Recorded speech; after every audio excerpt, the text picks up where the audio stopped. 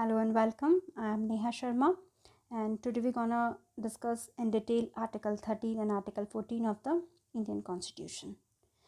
हम हमारे previous video में ऑलरेडी डिस्कस कर चुके हैं कि फंडामेंटल राइट्स की इम्पोर्टेंस क्या है और उसके फीचर्स क्या हैं.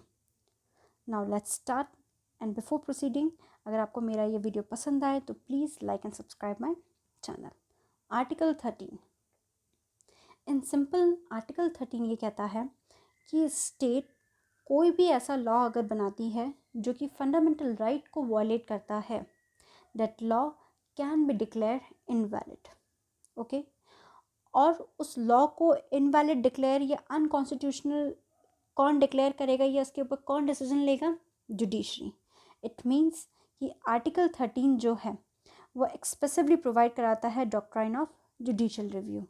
In India supreme court and high court को ये पावर्स दी गई हैं कि वो ये डिसीजन ले सकें कि स्टेट ने जो लॉ बनाया है वो अनकॉन्स्टिट्यूशनल है या इनवैलिड है.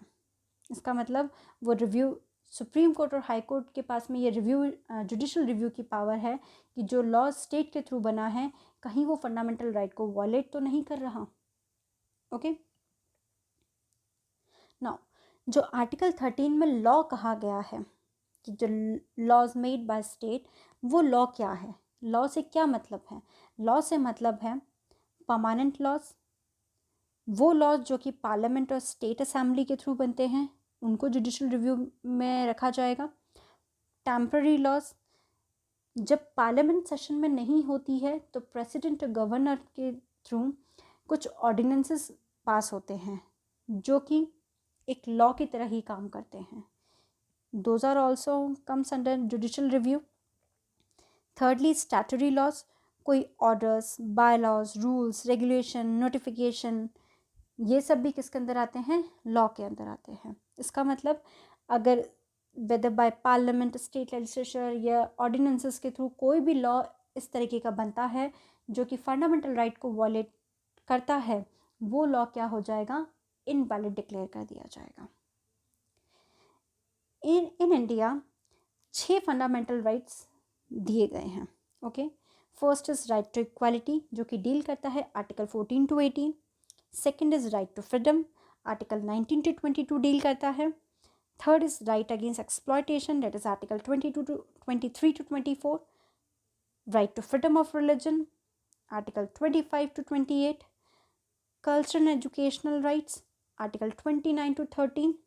and constitutional remedies, that is article 32. right to equality, right to equality article 14 to 18 deal करता है. एंड आर्टिकल 14 ये कहता है कि हर एक person in front of law equal है. इसका मतलब समानता की बात की गई है कानून के सामने, कि कानून के सामने हर एक पर्सन जो है वो इक्वल है, चाहे वो प्राइम मिनिस्टर हो चाहे वो ऑर्डिनरी पर्सन हो, सबको इक्वली ट्रीटमेंट मिलेगा लॉ के अंदर. ओके, मतलब कानून सबके लिए समान है. आर्टिकल 15 में कहा है prohibition of discrimination on grounds of religion, race, caste, sex and place of birth. किसी भी तरीके का डिस्क्रिमिनेशन नहीं होना चाहिए.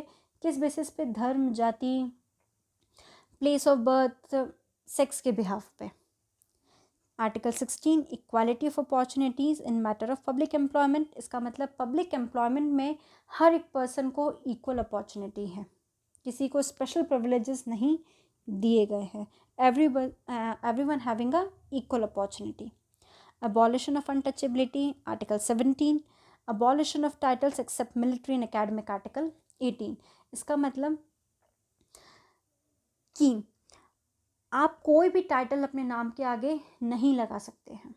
Okay, except military and academic, like there are some titles general, major, ये जो टाइटल्स है ये एकेडमिक एंड मिलिट्री के अंदर आते हैं. इनके अलावा आप कोई और टाइटल्स अपने नाम के आगे नहीं लगा सकते हैं. आर्टिकल 14, आर्टिकल 14 कहता है कि हर एक पर्सन लॉ के सामने इक्वल है, या फिर मैं ये कहूँ कि हर एक पर्सन को इक्वल लॉज प्रोवाइडेड है, weather he is a president और अ प्राइम मिनिस्टर या फिर वो कोई ऑर्डिनरी पर्सन हो. दोनों ही लॉ के सामने क्या है? समान है, या फिर दोनों को ही समान कानून प्रोवाइडेड है। ओके, किसी को स्पेशल लॉज या स्पेशल कैटेगरी के अंदर प्रोविजन नहीं दिया गया है। हर एक पर्सन समान है कानून के सामने। अब जो आर्टिकल 14 के अंदर पर्सन की बात की गई है उसमें सिटीजन ऑफ इंडिया तो है ही, प्लस साथ में कुछ स्टैट्यूटरी कॉरपोरेशन भी पर्सन के अंदर ही आती हैं, मतलब इनके पास में भी समानता का अधिकार है कानून को, या फिर इनको भी समान कानून प्रोवाइडेड है। कुछ कंपनीज एसेट्रा एसेट्रा जो है ये क्या है, लीगल पर्सन, ये सभी पर्सन के अंदर आते हैं under article 14। That is article 14 ये कहता है state shall not deny to any person equality before law और the equal protection of law within the territory of India. इसका मतलब कि इंडिया के अंदर या इंडियन टेरिटरी के अंदर हर एक पर्सन जो है उसके पास में समान कानून है, या फिर हर एक पर्सन कानून के सामने इक्वल है। किसी भी तरीके का कोई डिस्क्रिमिनेशन नहीं है किसी भी race, caste, place of birth या सेक्स के बिहाफ पर। ठीक है, चाहे आप किसी भी, आप इधर यू आर अ मेल और अ फीमेल, इधर यू आर अ हिंदू और अ मुस्लिम, आप सभी जो हैं कानून के सामने बराबर हैं in the Indian territory. Okay, जो आर्टिकल 14 है उसके अंदर जो इक्वालिटी बिफोर लॉ का कॉन्सेप्ट है वो ब्रिटिश ओरिजिन से है, और इक्वल प्रोटेक्शन ऑफ लॉज का जो कॉन्सेप्ट है वो अमेरिकन ओरिजिन से है, या फिर हमने अमेरिकन कॉन्स्टिट्यूशन से लिया है। Before understanding what is equality before law या फिर इक्वल प्रोटेक्शन ऑफ लॉज, हमें ये समझना होगा कि रूल ऑफ लॉ क्या है। जो कॉन्सेप्ट इक्वालिटी बिफोर लॉ है is an element of rule of law. First time this concept rule of law is given by A.V. Dicey। Rule of law के कुछ 3 एलिमेंट्स हैं। These are absence of arbitrary power. इसका मतलब कि किसी भी person को आर्बिट्री आप पनिश नहीं कर सकते अनटिल अनलेस उसने किसी लॉ को ब्रीच ना किया हो या किसी कानून को ना तोड़ा हो। ठीक है। सेकेंडली, इक्वालिटी बिफोर लॉ, हर एक पर्सन कानून के सामने समान है। Thirdly, primacy of the rights of individual. In India, first and second, that is absence of arbitrary power and equality before law तो applicable हैं, लेकिन इंडिया के अंदर कॉन्स्टिट्यूशन को प्रिमेसी दी गई है या फिर is a source of individual right, ना कि मानव अधिकार को। ठीक है, मतलब इंडिविजुअल राइट से सुप्रीम इंडिया के अंदर किसको कहा गया है, कॉन्स्टिट्यूशन को कहा गया है। प्लस साथ ही जो रूल ऑफ लॉ है वो इंडिया के अंदर बेसिक फीचर है।